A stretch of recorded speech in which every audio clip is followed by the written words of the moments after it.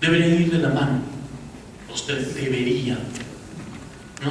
Entonces, en el paradigma que nosotros debemos crear, en el paradigma que nosotros debemos tener, en el nuevo paradigma que nos pide la OIT para hacer nuestros sistemas integrados, ¿sí?, debería existir esta armonización en este sistema de seguridad y salud en el trabajo que nos exige nuestra norma. Perfecto, le hacemos su seguimiento. Luego de que le hacemos su seguimiento, ya pasó un año trabajando. Entonces tengo que hacerle su examen de control, ¿verdad? Le hago su examen anual, su examen médico ocupacional anual o periódico a ese trabajador, ¿no? Y encuentro que este trabajador, pues, a pesar de haberlo protegido, a pesar de estar en el programa, ha aumentado levemente su problema auditivo. Entonces de repente lo mande a una rehabilitación. Es decir, continúo con su seguimiento. Guarda, le informo lo que tiene y continúo con su seguimiento. Y así sucesivamente, asumiendo que no se va a retirar, ¿no? Porque puede ser que en algún momento ya o se jubile, o renuncie, o hasta de repente muera, no sé, pueden pasar muchas cosas, pero asumiendo que no, ahí empieza el círculo. Y es ese círculo de la vigilancia de la salud de los trabajadores. Preguntas fundamentales. ¿Quién se encarga de la vigilancia de la salud de los trabajadores? Respuesta: el Servicio de Seguridad y Salud del Trabajo no es el proveedor, como las empresas están creyendo o como les están engañando, ¿no? Porque las clínicas se van y le dicen: yo te paso tus exámenes ocupacionales y automáticamente soy responsable de tu vigilancia. No es así, ¿no? Y esto, todo lo que yo estoy hablando, con sus modificaciones y con características especiales de la organización, debe ir en el documento que ustedes van a elaborar como parte de su sistema de seguridad y salud. ¿Entienden? Entonces, el documento que ustedes elaboran se llama Sistema de Seguridad y Salud en el Trabajo. Ese documento tiene sus partes, ¿no es cierto? Y esas partes las vamos a ver luego. Implica documentos, se controla, se dirige, se audita, ¿no? El esquema de esqueleto para controlar eso, ya ustedes pueden tomar un OSHA, pueden tomar lo que sea. Pero para empezar, tienen que tener esa documentación. Hablar de seguridad y hablar de BST, de salud. Y todo lo que les he dicho está en función a nuestras normas, ¿no? O sea, no escapa nada de lo que nosotros tenemos. Incluso, si ustedes, por ejemplo, van a un OSAS 18001, ¿qué es lo primero que pide el OSAS en documentario? Cumplimiento de las normas del país, ¿no? Los que conocen de esos temas. Es lo primero que pide, ¿no? Dice, documentos en orden, ¿no? Esa palabra en los ISOs y en los OSAS es primerito, orden. Y luego dice cumplimiento de la legislación nacional. Entonces nosotros nos hemos centrado en eso. Perfecto. ¿Algún comentario de repente? ¿Sí?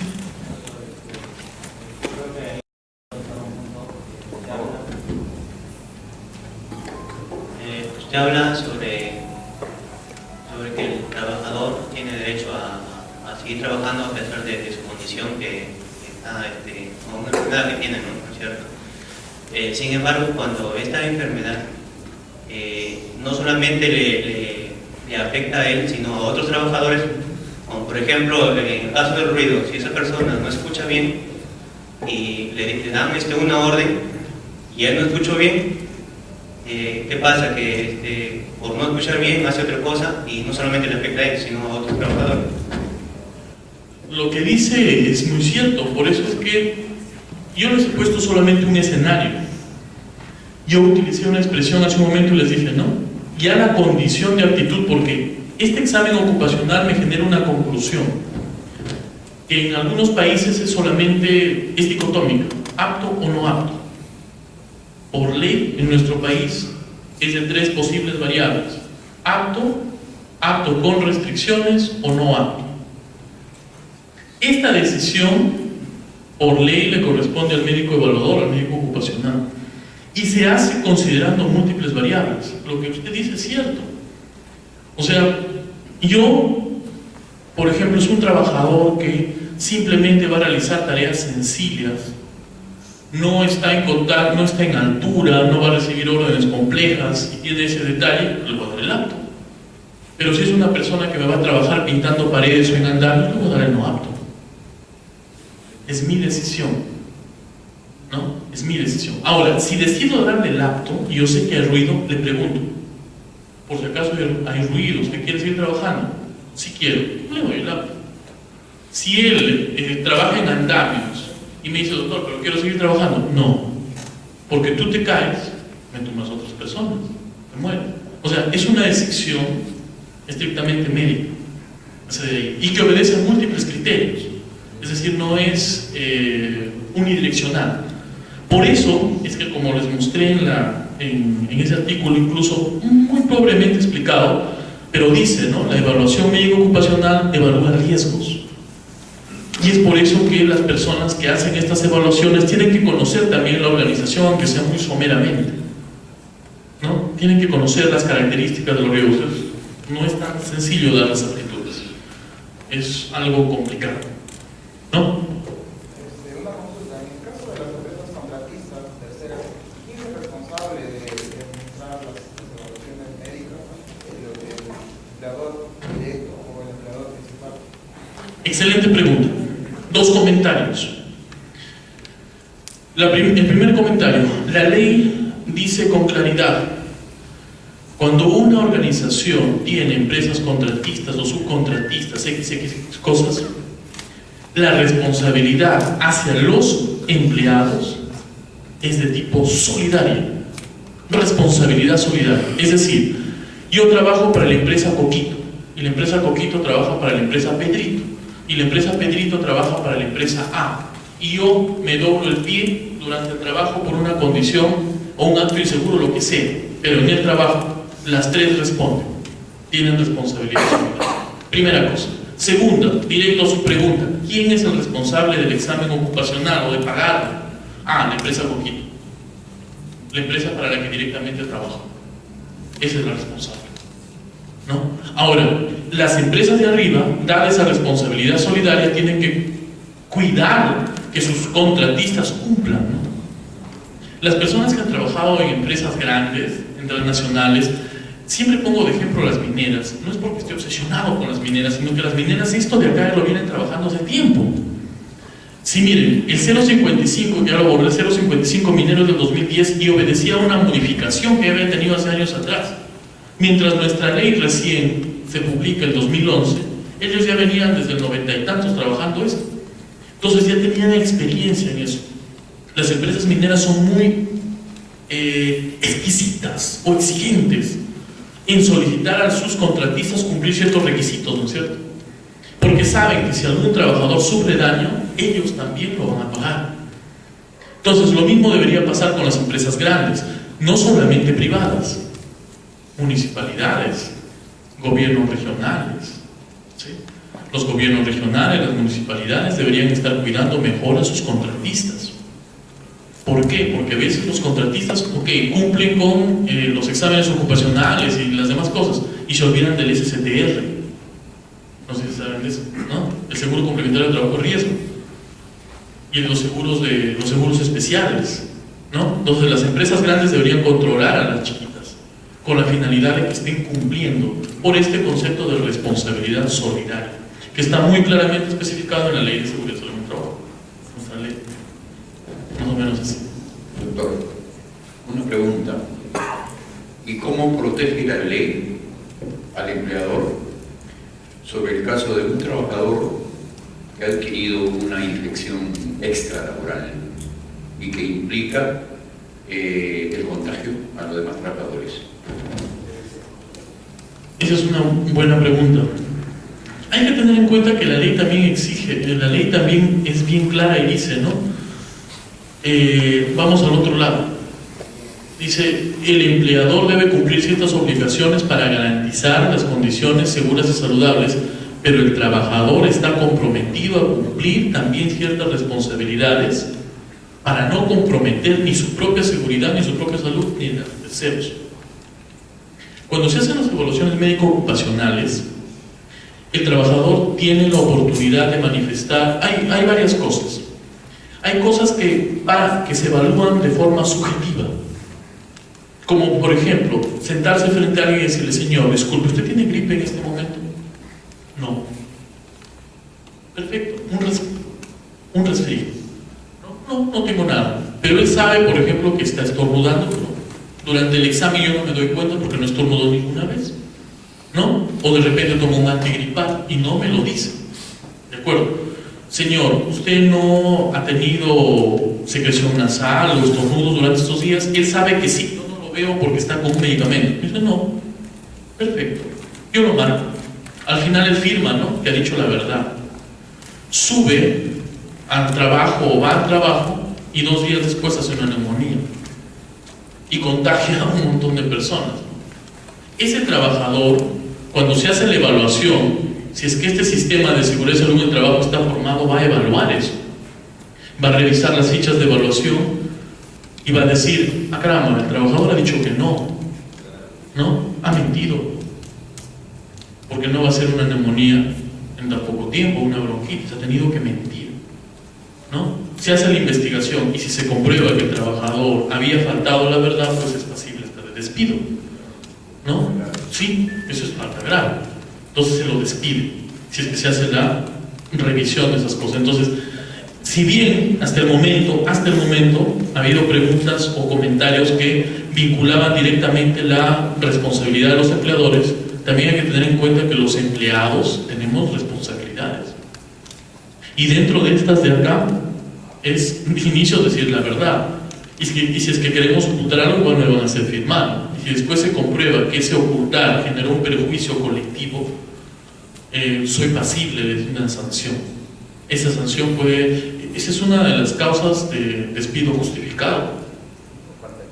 Claro, o sea, es pasible de despido, ¿no? Porque hay despido no justificado, despido justificado.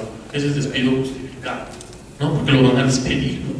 Entonces la unidad médica de este SST va a emitir un informe, ¿no? El trabajador ha faltado a la verdad porque ha afirmado no tener nada, ¿no? Cuando en realidad el conocimiento médico y la evidencia demuestra que ha mentido, y ya el área correspondiente lo va a despedir, ¿no? Eso va a pasar sin posibilidad de un reclamo respecto técnico. Todo está muy armonizado. Doctor, una pregunta. En caso de la persona embarazada que no quiso dar, pues no, o sea, se obtuvo a eso de decir si estaba embarazada o no estaba embarazada, y lo contratan y de repente dentro del trabajo sufre un accidente, ¿de quién es la responsabilidad?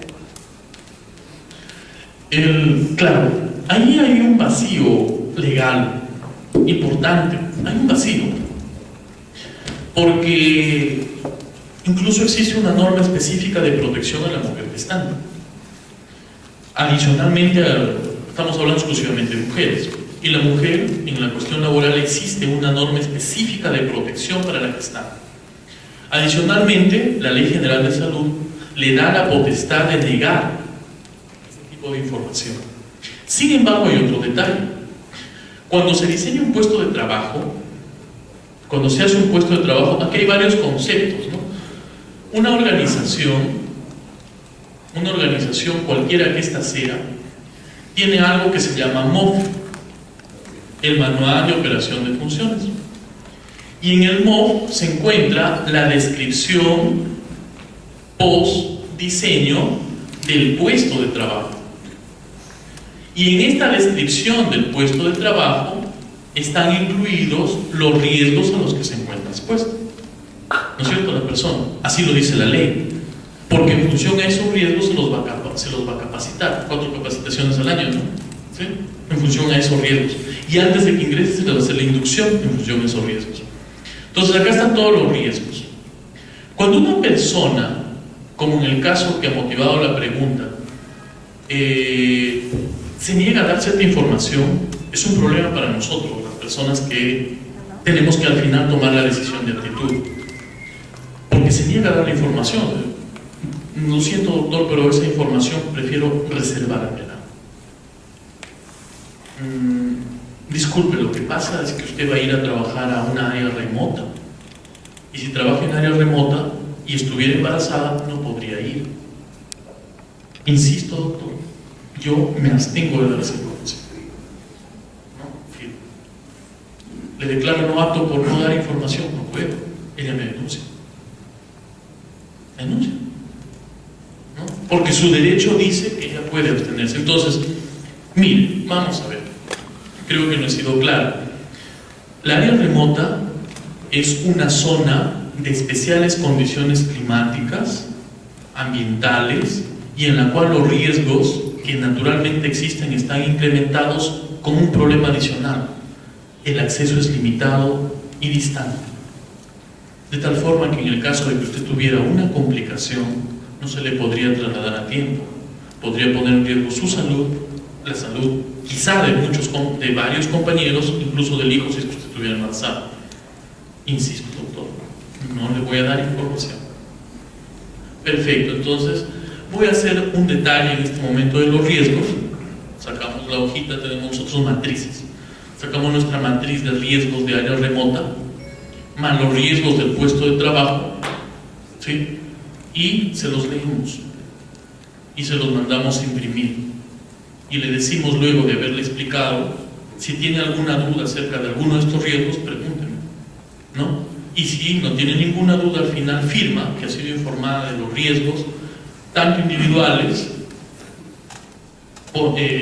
sociales y organizacionales, que podrían desencadenar el caso de que estuviera, específicamente en ese caso, embarazada, y que asume como responsabilidad plena, ¿no?, personal y legal, en caso de que alguna situación, si lo firma o no lo firma. Si ella no se niega a firmar eso, yo puedo declararle no apto.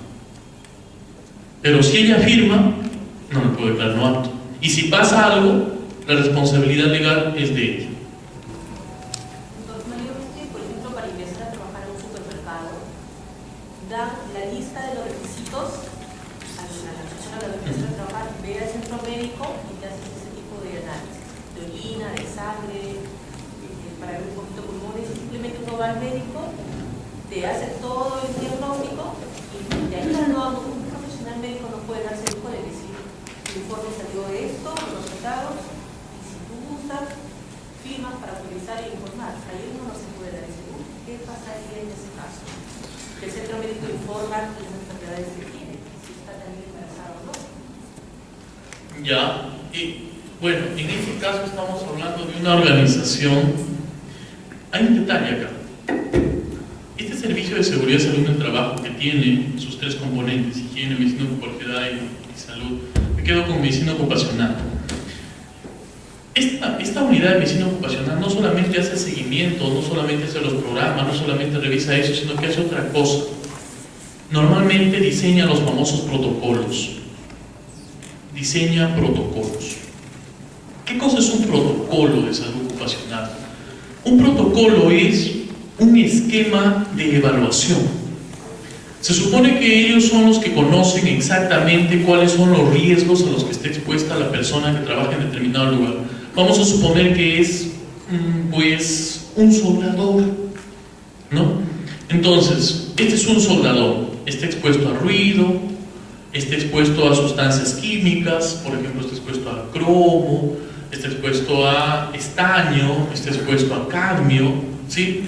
Está expuesto a ¿qué más? A esos son metales pesados, a otras sustancias químicas, de repente tiene posturas, no sé, un montón de cosas. De acuerdo a eso, a sustancias que le pueden ocasionar cáncer, no sé. De acuerdo a eso, en este protocolo se dice: yo quiero que le hagas evaluación médica, quiero que le saques examen tal, una relación de cosas. Y esto es lo que se envía al proveedor, el proveedor evalúa, ¿no?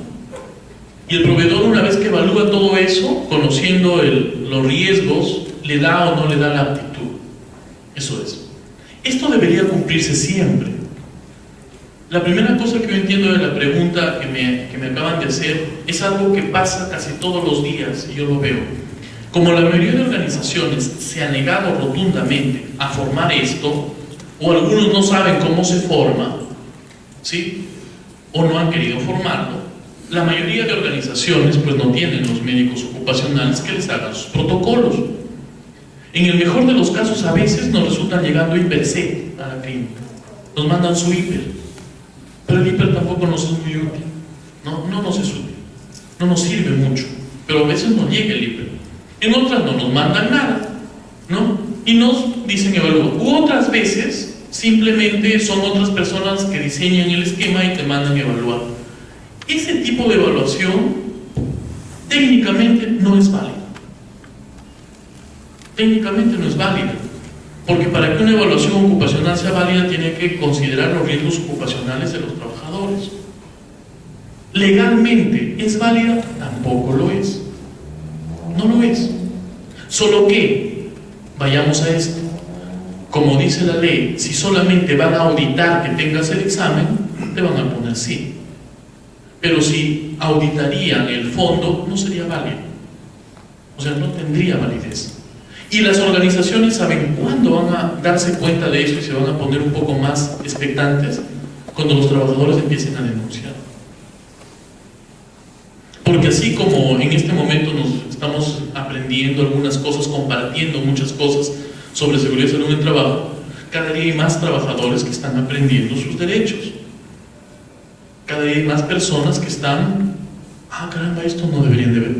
Ellos siempre me han dicho, si no digo eso, me dicen que no voy a trabajar, ¿no? Los voy a denunciar vivos. Sí, eso va a pasar, eso va a suceder. Y eso es una situación natural. Ha pasado en otros países y va a pasar acá. Ha pasado en otros rubros y va a pasar acá. Cuando la minería, yo he trabajado algunos años en minería, como médico ocupacional, y nosotros estudiamos la evolución de las empresas mineras en el país. Cuando recién llegaron, nadie las denunciaba. Pero poco a poco los trabajadores se fueron informando y empezaron a denunciar. Yo soy de Cajamarca, ¿no? Ahí hay muchas minas.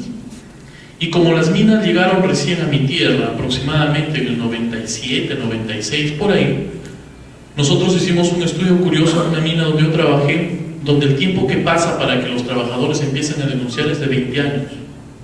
20 años. Eso ha pasado en el centro, ha pasado en el sur, que son minas más antiguas. 20 años después los trabajadores empiezan a denunciar. Las minas, durante los primeros años, estaban muy contentas. 97, 98, nadie denunciaba. Todo el 2000 nadie denunció. Hace unos 2 o 3 años ya empezaron a denunciar. O sea, esperaron sus 20 años. Lo mismo va a pasar con las otras organizaciones. No tenemos estudios.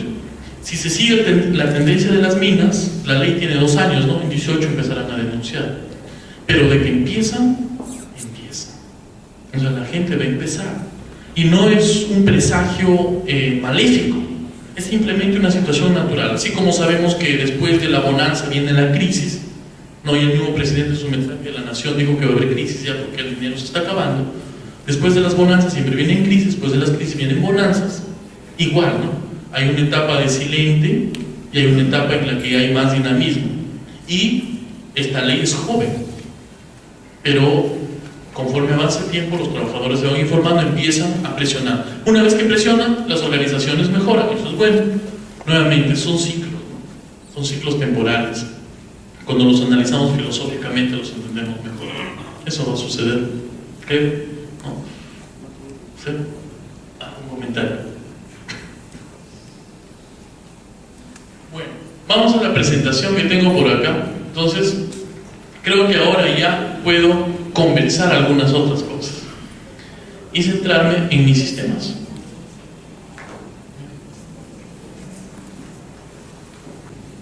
Muy bien. Bueno, creo que hemos comentado lo que ahora ya nos permitirá ir de una manera aún conceptual. En la próxima reunión que tenemos no va a ser como ahora, porque vamos a trabajar unas matrices. O sea, todos vamos a trabajar unos documentos donde vamos a ir anotando, ¿no? Hacer el aprendizaje sinestésico de la manera como se hace un sistema, cómo organizamos nuestro sistema, ¿no? Cómo vamos dándole forma.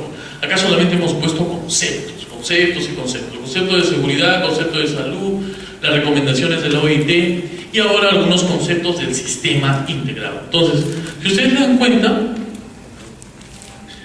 este concepto de sistema de gestión de la seguridad y salud en el trabajo es un concepto para nosotros legal. Y por lo tanto debemos manejarlo en esos términos, porque si la ley diría esto, cada organización puede ponerle el nombre que quiera a su sistema, pues nos ponemos 1000 nombres. Pero como no lo dice, tampoco lo prohíbe, mejor utilicemos lo que la ley nos pide, ¿no? Entonces la ley dice, llámenle sistema de gestión de la seguridad y salud en el trabajo, y eso incluso es útil para las auditorías. Ahora sí hablemos un poquito de las formas. El hecho de que nuestra prioridad deben ser los fondos no significa que también dejemos de lado las formas. Cuando nos auditan, hay que tratar de tener las cosas como son, ¿no? Entonces, el sistema o el servicio de seguridad y salud en el trabajo debe llamarse servicio de seguridad y salud en el trabajo. Y el sistema de gestión de la seguridad y salud en el trabajo debe llamarse así. Porque si usted, ante un auditor y mucho más, si es uno de nuestros amigos abogados, y llega y usted le saca un documento donde dice sistema altamente especializado y complejo de gestión de la seguridad y salud en el trabajo, él lo mira y le dice, perdón, ¿y dónde está su sistema de gestión y seguridad y salud en el trabajo? Es este, sino que es altamente especializado y complejo. Ah, no, este no es. Porque la ley dice sistema de gestión de seguridad, no dice sistema altamente especializado. Conclusión, no tiene. Ustedes saben, los abogados son bien formales, lo que es y lo que no es, no es. Y ellos incluso utilizan palabras bien claves, lo que no está escrito no es de este mundo. ¿Sí? Y lo que no está escrito como debe ser escrito, no existe, ¿no? Así es sencillo. Entonces, hay que utilizar lo que la norma dice. Un sistema de gestión de la seguridad y salud en el trabajo es un conjunto de herramientas lógicas caracterizadas por su flexibilidad importante, ¿no? Acá no hay nada que no sea flexible. Todos los años se cambia, incluso la ley dice vamos a cambiar el programa y el sistema de seguridad, todos los años se revisa, ¿no? Si vemos una cosa nueva que nos olvidamos, la vamos a modificar. Si vemos una cosa que nos equivocamos, la cambiamos. O sea, nada es estrictamente, enérgicamente inmovible. Esto es dinámico. Y que pueden y deben adaptarse al tamaño y actividad de la organización, centrándose en la gestión activa y directa de los peligros y o riesgos generales o específicos asociados con dicha actividad que tras exposición desencadenan incidentes o daños a la salud. Incidentes referido principalmente a todo lo que pasa dentro del trabajo de tiempo cercano, daños de la salud haciendo alusión más a las enfermedades, ¿no? Ahora, una palabra clave que me gusta mucho de la ley es el término gestión, lo que les comenté, porque gestión hace alusión a los gestores, y los gestores son personas dinámicas, es algo que se hace todos los días, se gestiona la salud. Yo trabajé en una empresa de la que aprendí muchas cosas, y en la que todos los días nos reunimos en la mañana, tenemos nuestra reunión de seguridad, y nuestro jefe siempre nos hacía una pregunta. Inicialmente terminaba aburrido, pero al final era muy interesante, porque siempre nos decía en las mañanas, dime qué hiciste ayer tú por tu seguridad. Cuando recién llegué me parecía irrisorio, porque alguien levantaba la mano y decía, estuve caminando y vi que había un clavo en el suelo y lo levanté y lo boté a la basura. ¿No? El otro decía, llegué a la casa y me di cuenta que había un bebé que estaba jugando por ahí y había un toma corriente, e inmediatamente conseguí cinta scotch y lo tapé y le avisé a los papás para que lo cambien o bloqueen eso, lo cierren. Interesante, ¿no? Otro decía, estuve caminando en mi casa y vi el cable del televisor que estaba en el suelo y inmediatamente lo quité. Poco a poco, conforme avancé en esa organización, me di cuenta que era muy interesante. Es muy interesante. ¿Por qué? Porque incluso lo vivía. Caminábamos en fila cuando teníamos que subir a un cerro, por ejemplo, y alguien decía, alto. Amigos, por favor, el piso está resbaloso. Y seguía caminando. ¿No? Muy interesante, ¿no? Yo más atrás decía, alto, el piso está resbaloso, ¿no? Y poco a poco te vas dando cuenta de que puedes hacer seguridad desde cosas muy simples. Y que ese proceso de hacer seguridad es un proceso activo. Desde cosas simples hasta cosas complejas. O cuando íbamos por la carretera, ¿no? Íbamos en convoy varias camionetas, ¿no? Varias camionetas, y por ahí una camioneta se adelantaba más y nos empezaba a llamar por la radio y decía, Augusto, amigo, ¿estás bien? porque ya no veo tu carro. Ah, no, sí, todo está bien, allá perfecto, no te retrases. Te voy a esperar, porque todos íbamos juntos. Entonces, es una cuestión compartida, es una cuestión cultural, ¿no? O uno estaba manejando aparentemente muy rápido en la carretera, te llamaban por la radio y te decían, Augusto, me parece que vas muy rápido, ¿no? La carretera está mala. Ah, perdón. Entonces, es una cuestión activa, eso es, directa, es decir, no postergamos, ¿no? La seguridad la practicamos. Y lo mismo lo relacionado a esa palabra me gustó bastante. ¿Cuál es el alcance de este sistema de gestión de seguridad en el trabajo? O sea, ¿a quién abarca? Es como lo que hace un momento me preguntaron, ¿no? ¿Qué organizaciones deben tener un sistema de seguridad? ¿Todas? Todas. ¿Cuál es el alcance? Todos. Incluso va más allá de la organización. Ese es el valor agregado del sistema. Todos los actores involucrados, inclusive las personas que sin tener un vínculo directo con la organización, interactúan con ella eventualmente. Por ejemplo, visitas. Las visitas son personas que ingresan a nuestra organización eventualmente. Entonces muchas veces podemos decir, pero ¿por qué las vamos a incluir si va a venir un día? No, no debería ser así. Si yo tengo mi organización y llega una persona ese día, esa persona no conoce mi organización. Incluso se puede tropezar en algún sitio, se puede caer. Entonces yo primero debería darle algunas instrucciones. Acá el piso, por si acaso es resbaloso, tenga usted cuidado, ¿no? Por allá están las escaleras. Es decir, eso es darle un valor agregado a mi sistema de gestión. Y debería estandarizarse para que siempre se realice, ¿no? Y eso debería estar materializado en un procedimiento posterior a lo que es el escrito de mi sistema. Perfecto. Usuarios de servicio, clientes, asimismo su entorno. Por ejemplo, comunidades vecinas, es que es una organización grande, o que se encuentren cercanas al radio de acción de la organización. O sea, mi sistema debería ir un poco más allá. Por ejemplo, si soy un hospital, mi sistema debería incluir el barrio. Mucho más teniendo en cuenta que salen residuos, hay una serie de cosas más, ¿no? Debería abarcar a otras personas. Características del sistema de gestión. Los sistemas de gestión permiten mejorar los procesos de toma de decisiones, eso es importante. Impactan. Normalmente es muy útil las conclusiones que llegan de seguridad para tomar decisiones. Están pasando accidentes, ¿cuáles son las causas? ¿O qué cosas tenemos? ¿Por qué? Porque normalmente las personas que se encargan de esto son personas operativas, que están en las áreas de trabajo mismas. Lo que no pasa con los directivos. Los directivos, los gerentes están lejos de esas áreas. Tomar decisiones es como hacerlo a ciegas. En cambio, la información que me proporcionan ellos obviamente va a ser muy valiosa. Impactan beneficiosamente en otras áreas de la empresa como el área financiera, el área de logística, adquisición de equipos, ampliación de las actividades comerciales o simplemente la selección de un nuevo mobiliario. Estas áreas son funciones secundarias pero importantes, ¿no? Por ejemplo, en esta cuestión de los tratados que tenemos extranjeros, las empresas extranjeras nos están exigiendo a nosotros tener estas cosas. Esa es una de las razones por las que se impulsó y se aceleró también la aparición de la ley. Porque para poder exportar, nosotros tenemos que cumplir con ciertos requisitos. Y dentro de esos requisitos no solamente es mandar un buen producto, sino que tenemos que proteger a los trabajadores, tenemos que garantizar que esos trabajadores hagan su labor en condiciones que permitan constatar saludabilidad ambiental, ¿no? Entonces, apuramos un poco la ley también por eso. Y las empresas que cumplen con eso se hacen saludables y tienen mejores mercados. ¿Va por ahí? Esto lo hemos conversado. El sistema de gestión que tengamos en nuestra organización está muy vinculado a la legislación. Su aplicación se respalda y cumple los requisitos establecidos en la ley y se basa en criterios, normas y resultados pertinentes en materia de seguridad y salud en el trabajo. Se está vinculado, no está alejado. No es que yo conozco demasiado, voy a hacer un sistema según lo que yo creo. No, eso no existe, ¿no? Yo conozco demasiado, muy bien, aplica lo que conoces, pero respáldate en tus normas legales.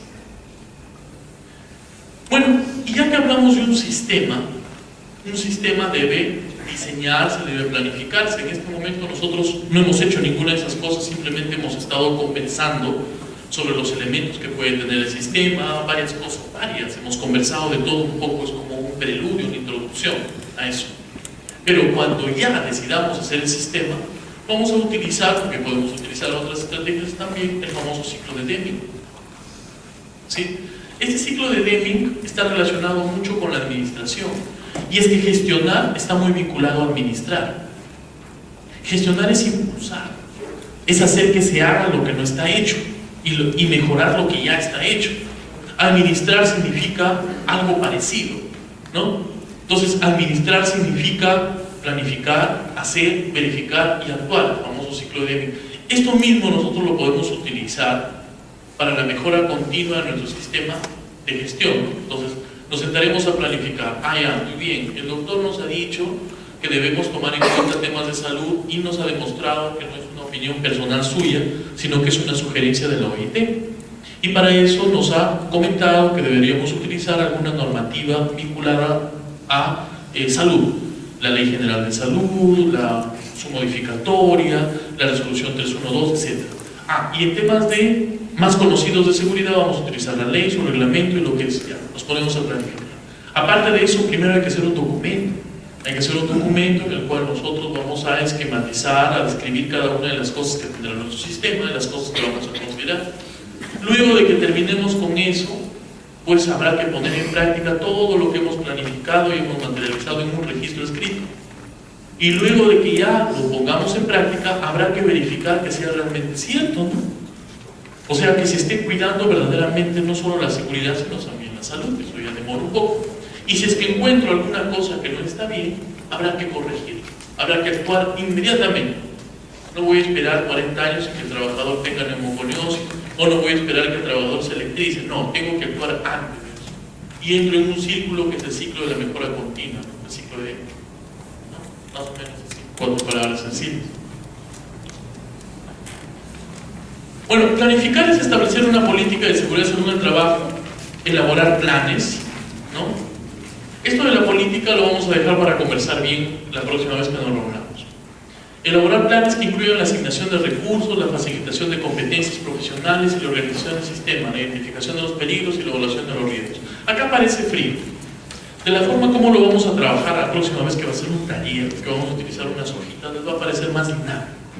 En este momento era difícil, hubiera empezado por eso, pero prefería contarles lo que ahora les he contado, que creo que ha sido útil.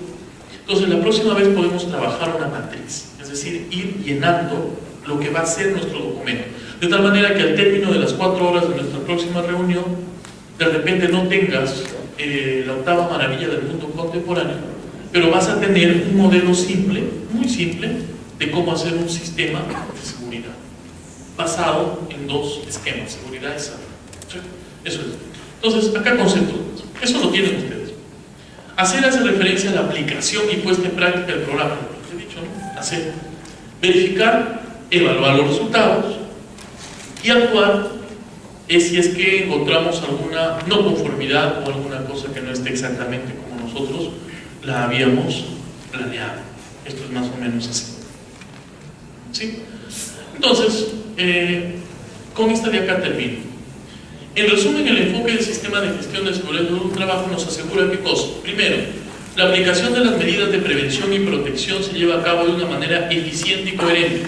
No se improvisa, ni se basa en que yo soy inteligente, estudié 10 años, 20 años y yo me voy y dirijo el sistema. No, tiene que estar escrito, tiene que haberse planificado, tiene que seguir procedimientos, tiene que estar respaldado por la ley, tiene que basarse en la organización. Es decir, tiene que tener un sentido coherente que también muestre eficiencia. Segundo, se establezcan políticas pertinentes, compromisos donde se consideran todos los elementos del lugar de trabajo para evaluar los peligros y los riesgos. Y por último, la dirección y los trabajadores, ambos, participen en el proceso a su nivel de responsabilidad. Es por eso que los que manejan OSAS saben que una de las cosas que evalúa OSAS es el compromiso directivo, ¿no? No solamente es la participación de los trabajadores, que son los involucrados, sino también es el compromiso de la alta dirección. ¿Cómo se compromete? También baja y con los trabajadores hace planes, con los trabajadores controla o simplemente de arriba firma los papeles, ¿no? Entonces, eso debería mostrarse en nuestro sistema de seguridad y salud, entre otras cosas más. Hay varias cosas más que conversar. Ya en este momento ya está avanzada la noche. Estoy debiendo uno de estos aparatitos. Ya está avanzada la noche, hemos conversado varias cosas. Espero haber sido lo suficientemente claro, porque de repente algunas cosas las entiendo yo y ustedes no pude haberme dejado entender, pero espero que no haya sido así, y haber dado lo que ustedes realmente necesitan. La próxima conversación vamos a tratar de ser un poco más pragmáticos, trabajar un taller basándonos en lo que hemos revisado, pero hacerlo mucho más práctico, porque al final de cuentas eso es lo que interesa, ¿no? Operativizar lo que tanto hablamos. Entonces vamos a operativizarlo y con eso complementaríamos nuestra reunión. Les agradezco por su atención. Yo sé que algunos ya han estado al borde del colapso, tratando de quedarse dormidos, desesperados, pero me han acompañado hasta el final y les agradezco por eso. Muchas gracias y nos vemos luego. Muy bien. Y también muchas gracias a ustedes por su paciencia. Como ustedes saben, nuestra organización es un espacio multidisciplinario donde se congregan profesionales especializados para el desarrollo e intercambio de conocimientos y experiencias, como es el caso de nuestro brillante ponente. A nombre de nuestra organización, muchísimas gracias por su paciencia y por su tiempo. Esperamos haber dado pautas importantes y lineamientos importantes para que ustedes puedan hacer una buena gestión de la seguridad y salud en el trabajo. Muchísimas gracias nuevamente. Que tengan ustedes un buen fin de semana y una semana de éxito. Muchas gracias. Buenas noches.